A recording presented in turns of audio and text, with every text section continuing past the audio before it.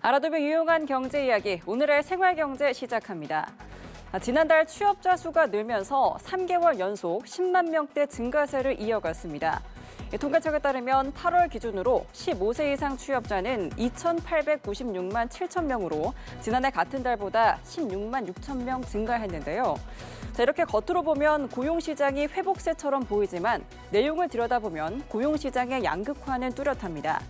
60세 이상 고령층 취업자는 40만 명 넘게 늘어난 반면 청년층 일자리는 크게 줄었는데요. 15세에서 29세 청년층은 20만 명 이상 감소하면서 감소폭이 올해 들어 가장 큰 것을 확인할 수 있습니다. 특히 8월 기준 일도 구직 활동도 하지 않는 이른바 쉬었음 인구가 30대에서 역대 최대를 기록했는데요. 좋은 일자리가 줄고 경쟁이 격화된 것이 원인으로 분석되고 있습니다. 이에 대해 정부가 일자리 첫걸음 보장제를 발표하는 등 청년들의 사회 진출을 돕기 위해 팔을 걷어붙이고 나섰는데요.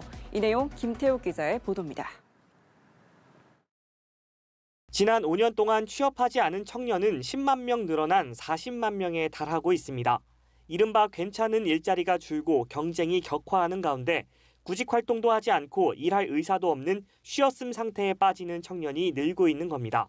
이런 가운데 올해 상반기 경력 채용 비율은 82%에 달해 경력이 없는 사회초년생들의 취업문은 더욱 좁아지고 있습니다.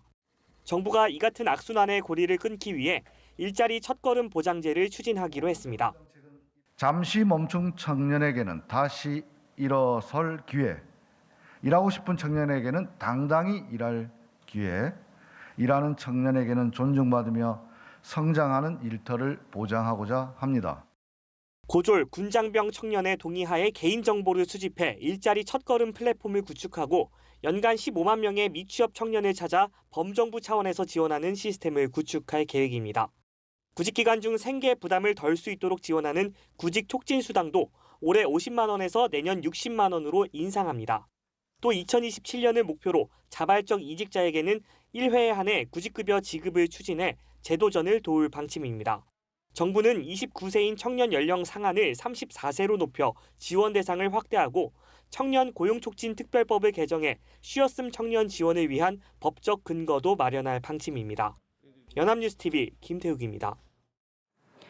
한국소비자원이 1인 가구 확산과 함께 주목받고 있는 소형 식기세척기의 품질과 안전성 등을 비교한 시험 결과를 발표했습니다. 삼성전자, 쿠쿠전자 등 6개 제품을 비교 분석한 결과 세척 성능은 전 제품이 우수한 것으로 나타났습니다. 다만 건조 성능은 열풍, 송풍, 자연 건조 등 건조 방식에 따라 제품 간 차이를 보였고 연간 전기요금도 최소 2만 5천 원에서 4만 7천 원으로 1.9배의 차이가 났습니다. 작동 시간도 제품 간 최대 1시간 23분 차이가 났습니다. 두께의 경쟁, 이른바 초슬림 경쟁이 하반기 스마트폰 시장의 새 키워드가 될 전망입니다.